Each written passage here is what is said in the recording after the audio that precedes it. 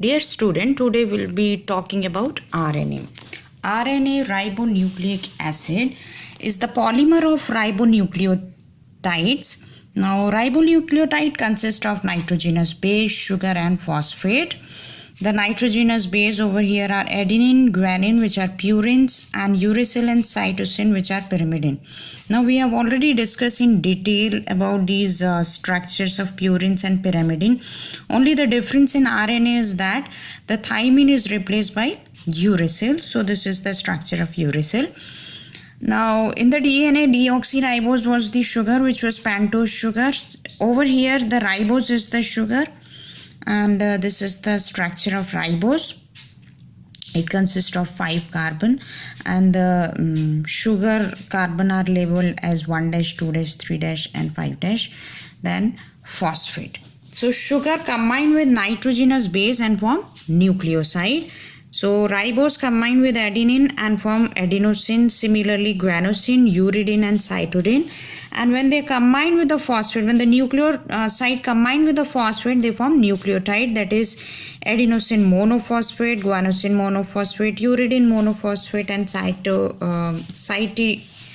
cytidine monophosphate. It is not cytosine, but it is cytidine monophosphate.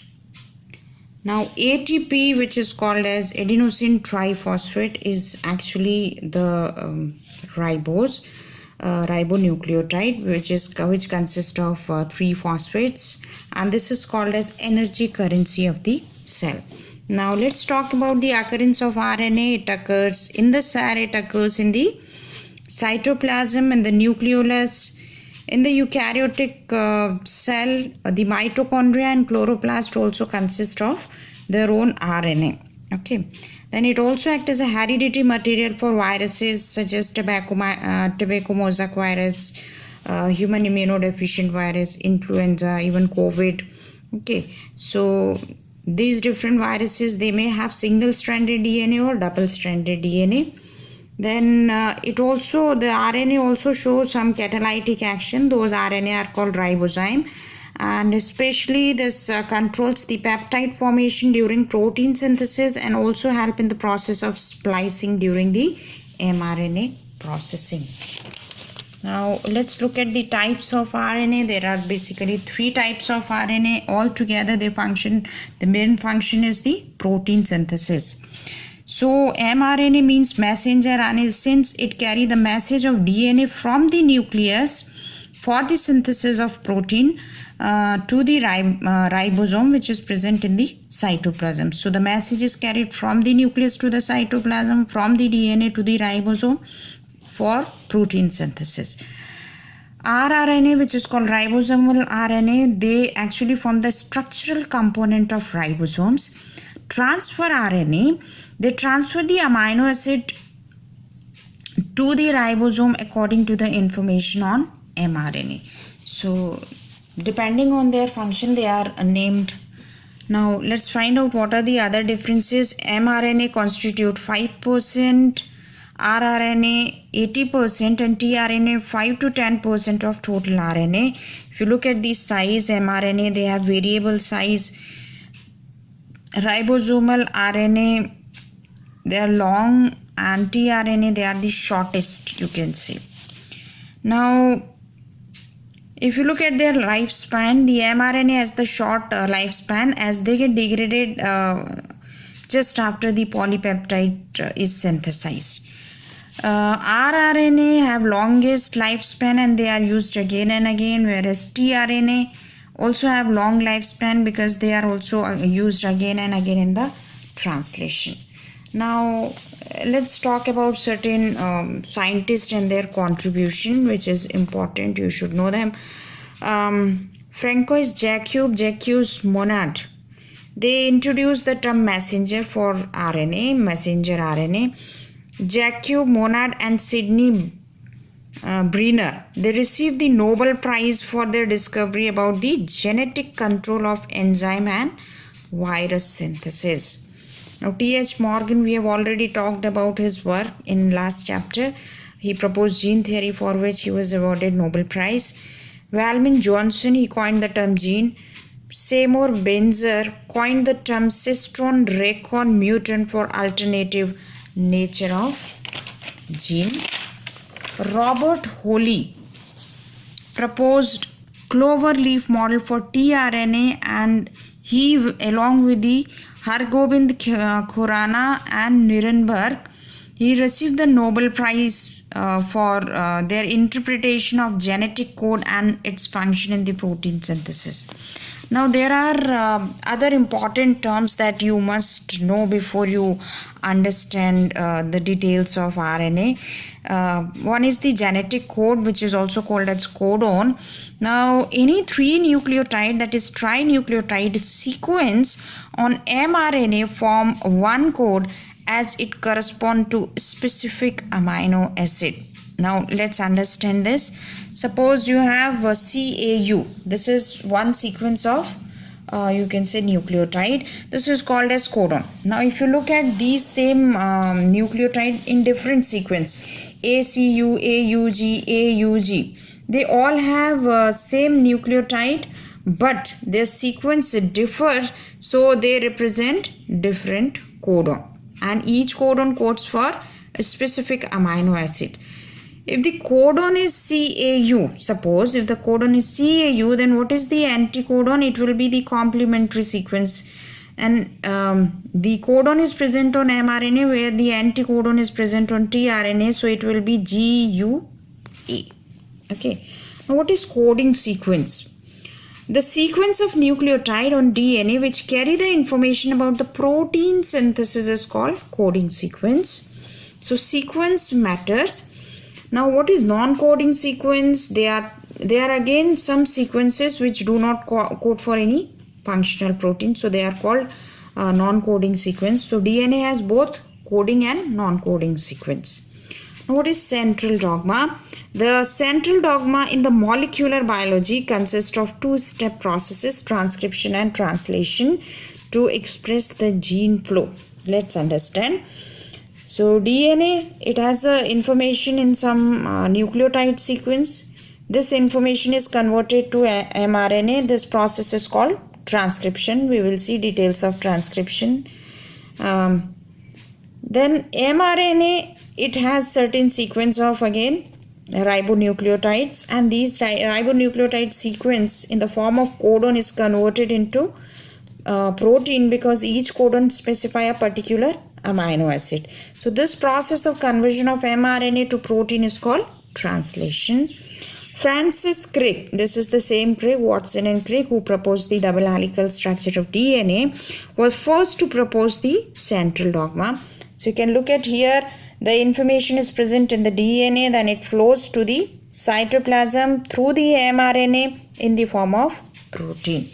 This is what is called as gene flow, or you can say this is the central dogma. Now there are few more terms that you need to understand. Now what is blueprint? Blueprint actually in molecular biology, it refers to DNA molecule. Now DNA is a blueprint since it has all the information, you can say it contains all the necessary information for the growth, development, survival and reproduction of organism. Introns and exons, these are the terms which are used for the coding region. We use the term exon.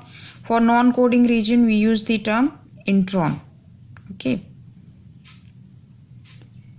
Now what is gene expression? A gene is said to be expressed when its sequence of nucleotide form a protein or express a character.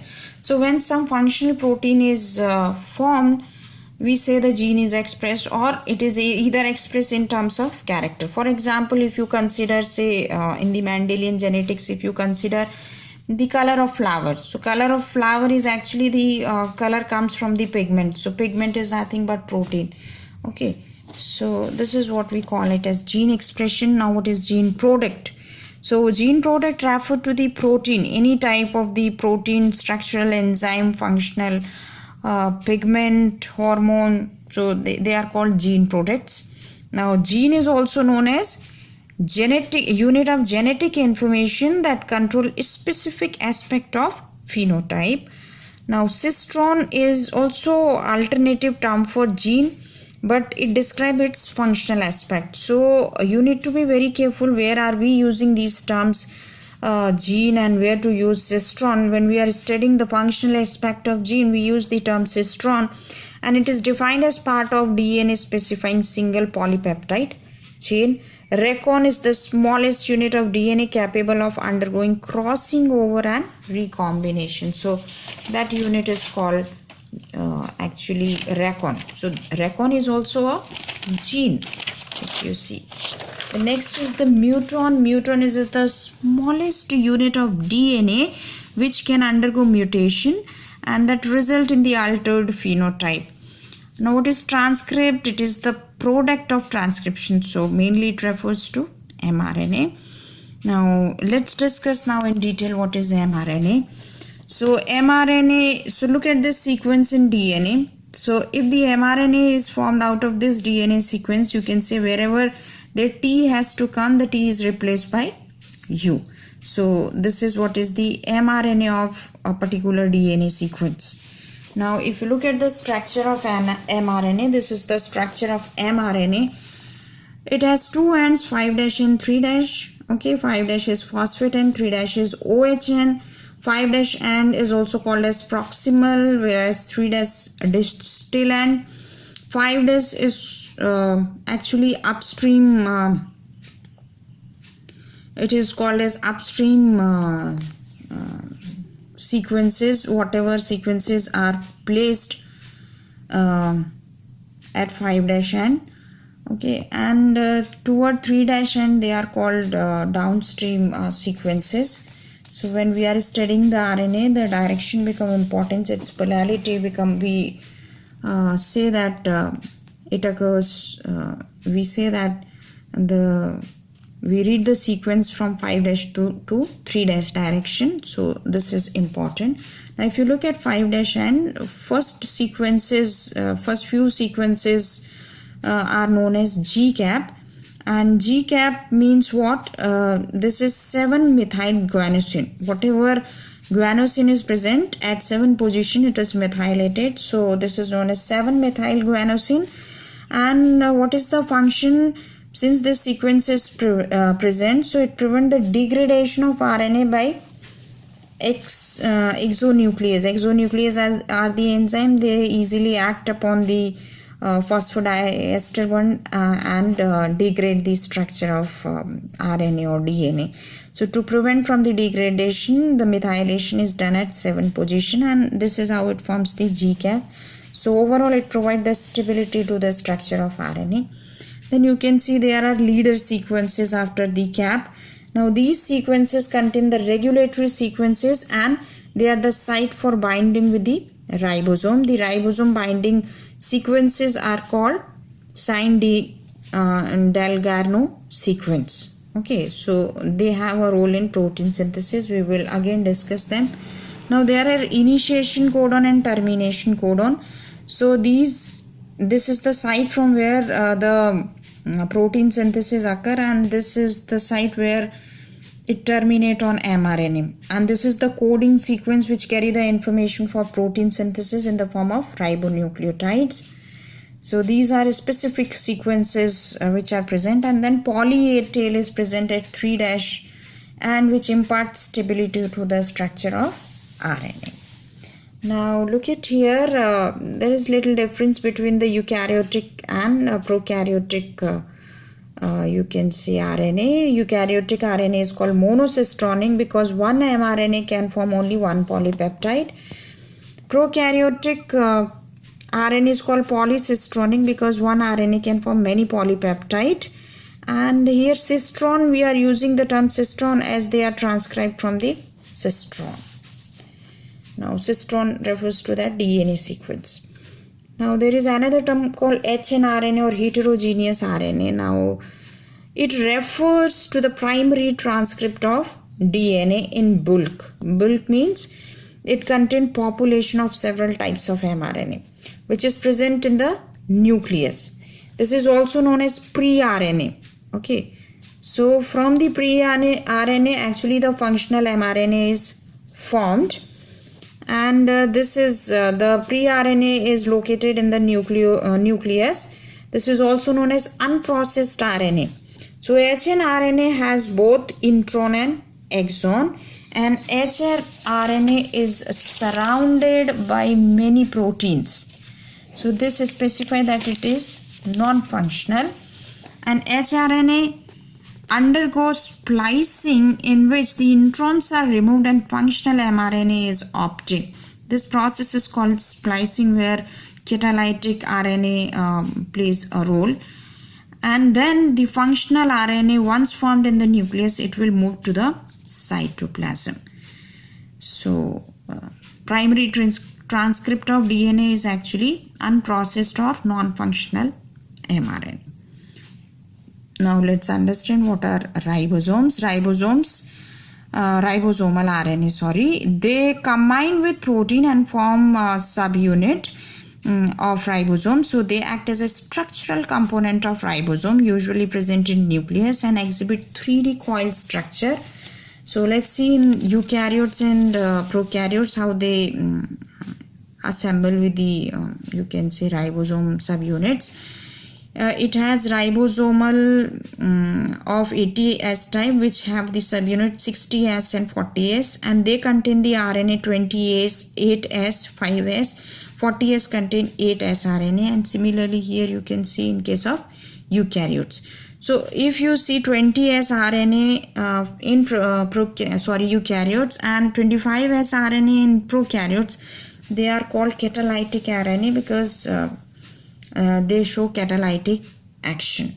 Now another term snRNA, small nuclear RNA. They are 100 to 250 nucleotides sequence of RNA which are found in the nucleus of eukaryotes, and they play a role in DNA replication, splicing of mRNA, and exhibit catalytic action.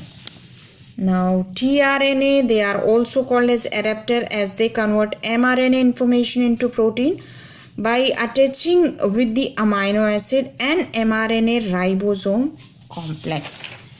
We will be also doing details in the protein synthesis. Now there are total 61 tRNA. They pick up amino acid from the cytoplasm and bring it to the ribosome mRNA complex at specific position.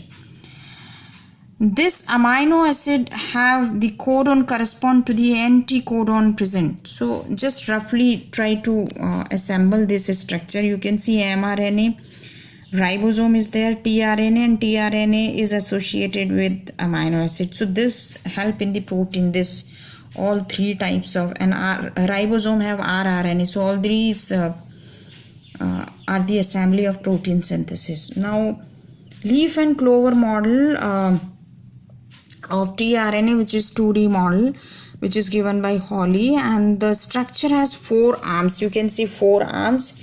3 of them have loops, one is just a stem. So 3 loops and 1 stem structure, and 3-OH has CCA base sequence, which is site for attachment of amino acid, and it's 5- and has G nucleoside. So there is acceptor arm. This is the acceptor arm, you can say, and it's 3- and CCA, and 5- has G phosphate. So amino acid binding site is present by CCA. Then DHU arm, this is the DHU arm. So it has a stem and loops. Stem has 4 base pair, loop has DH, that is dihydroxyuridine. This is the modification of uridine base. Then you can see anticodon. This is anticodon arm, and it has again loop and stem. Stem has 5 base pairs, loop has pseudouridine. So again this is the modification of uridine, also has anticodon nucleotide sequence. So anticodon nucleotide sequences are located in the loop, and these are complementary to mRNA. TUC arm, that is pseudouridine and inosine. Loop has inosine and pseudouridine. This is TUC arm, and these are again the modified bases. Inosine is modification of adenine, and stem has 5 base pair.